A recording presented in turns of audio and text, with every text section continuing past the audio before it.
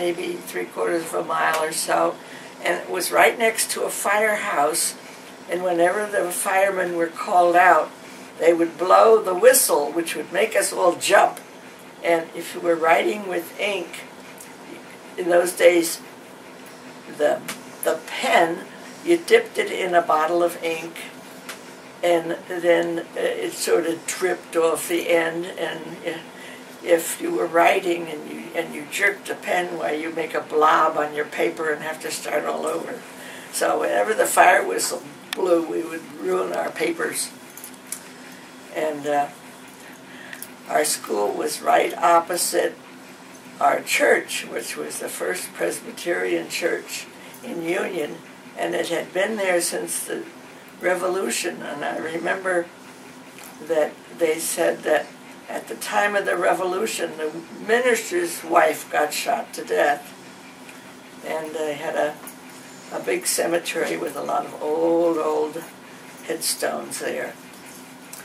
And later on, for middle school, from 7th and 8th grades, I guess it was, I went to another school in the opposite direction from the house. It was much further away, and we had to walk home for lunch about a mile each way.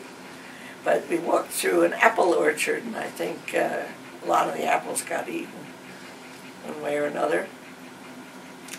And I always enjoyed school. There was so much to do and so many interesting things to learn. And let's see, when I was younger, I remember we had a furnace that burned coal, and you had to keep adding coal all day. And we had a window over a big sort of empty room in the basement, and the coal truck, the guy that delivered the coal, put a chute or a slide through the window and dumped the coal in there until they filled up the coal bin, and then you had to shovel coal from the coal bin and carry it over to the furnace, which wasn't very far, but was a lot of work and very dirty. So that's the way we heated our house. And at night they banked the fires, and I don't know what that consisted of, but I think they piled the coal up high or something so it would last all night. And they had a system of dampers, or ways of letting in more or less air so that the fire would burn hotter or colder. That's all I know about it, keeping up the fire. And I remember that my younger brother used to like to sleep outside in his tent. He had a little tent, and he had a crystal radio, which apparently it didn't need any electricity or anything. You have a wire that sits on a crystal, and somehow you get radio waves out of it, and he used to listen to that. And later on, he had a real ham radio, and he was always in the basement listening to his ham radio and talking to people all over the world that way. Dust Bowl. Even though the Dust Bowl and the Depression were going on when I was younger, I wasn't aware of them. My father had a good job with the electric company, and the only thing I really remember from those days is that there was an election day where Franklin D. Roosevelt was running against Hoover, and Roosevelt had done all sorts of things to help people that were out of work. But my father, I guess he didn't sympathize with him, because he wanted to vote for Hoover. But I remember that Roosevelt won instead. In particular, I remember that the WPA was very well known. It's called the Works Progress Administration, something that Roosevelt started to give jobs to people that were unemployed. Are you watching there? Mm-hmm. And we used to just see people digging along the side of the road. I don't know, they were digging ditches or whatnot. But actually these WPA projects employed artists and all sorts of people in different trades that weren't working at the time. So they really helped a lot of people, but I guess my father didn't know about that, and I didn't either. But I learned a lot more as I grew up. I was just probably about 8 years old when Roosevelt got elected, so I wasn't into politics or even history. So I remember I skipped the 3rd grade, as the teacher thought I should jump from 2nd to 4th, so I did that and didn't have any problem. And then eventually, after I went to high school, I went to Mount Holyoke College in Massachusetts, and that was right near where my father's parents lived, in Holyoke, Massachusetts. And I really enjoyed that and studied all the things that I was interested in, as well as the ones that we had to take. We had to take English and a history course, and I guess I took French, which was a 4th year of French, and we had to have everything in French, and even read a book entirely in French, which was brand new then, but I managed it. And but the thing that I really liked was the math, and so I majored in math, and I took algebra and geometry and trigonometry and lots of other things that I could hardly remember the names of them anymore. And I did very well in school, and I got nearly all A's, and I enjoyed studying so much I just wanted to go on studying. So after I graduated from there, oh, by the way, when I was there, I sang in the Glee Club, and the choir, each class, each freshman, sophomore, and so forth, had a separate choir, and I sang in each of those, and in the Glee Club, and we gave a Christmas concert in New York, as well as right on the campus every year around Christmas time. And when I left Mount Holyoke, I went to school at Yale in New Haven, Connecticut, and Yale is a famous place. But what did I do there? I lived in a dorm, yes, I sort of remember that. They had a dorm for graduate women, and I just stayed there 1 year and got a master's degree in mathematics, which mostly I liked, but not all of it. There's one course in particular I thought was terrible, and I dropped it. And but I got enough coursework for the requirements and got a master's degree there. And I was interested in teaching mathematics at whatever level. I guess mainly I was thinking of high school, but I couldn't get the right accreditation to allow me to teach in New Jersey, where I came from. So I took a job out in South Dakota where I was teaching American Indian girls at a school called St. Mary's School for Girls. It was run by the Episcopal Church. And most of these kids had one or more Indian parents from various tribes, like the Sioux or Oglala, or what, however you say it. Excuse me. But they sort of felt that they had been discriminated against. I think they really were, and made to feel that they weren't very good at math or anything, but I thought, they could learn it just as much as anybody else could if they followed directions and do one step at a time. So I think I was a good math teacher. I stayed there 3 years, and besides the teaching of mathematics, I also had to teach a physics class, and we had a lab in the basement of our big building.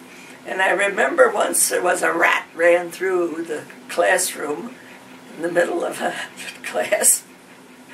And we had to be able to drive the vehicle, which was a great big, well, a huge car anyhow. I learned to drive there without needing any license because South Dakota had so few people per mile, they didn't even require you to have a driver's license. So I learned how to do that.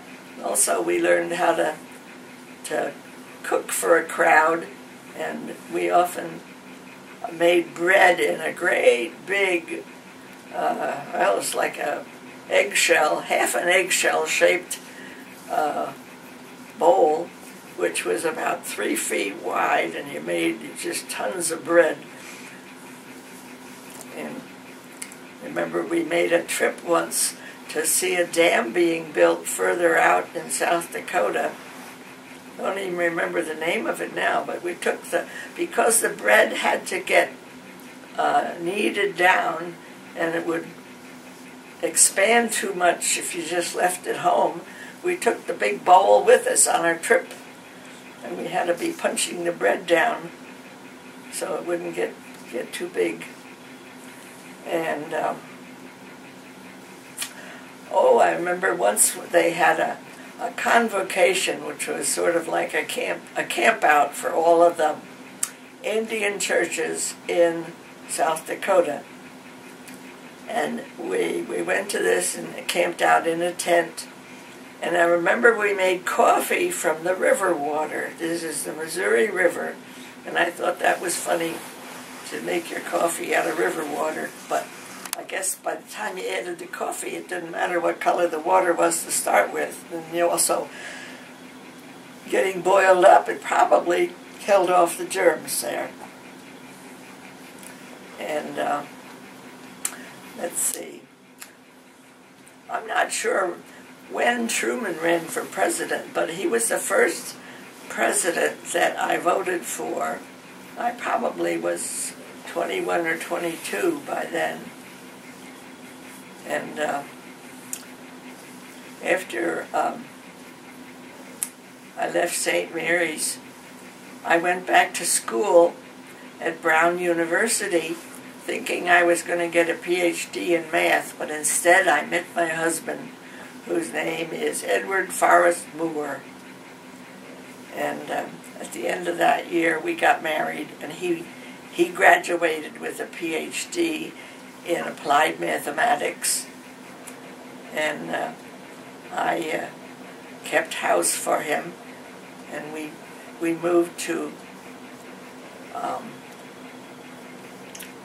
the University of Illinois, where he stayed for a year, but he didn't like the job very much.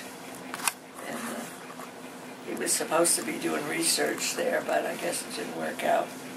And then he got hired by Bell Laboratories in New Jersey, and Bell was the company that took care of all the telephones and the telegraph too, I guess. And I think they actually owned the telephones.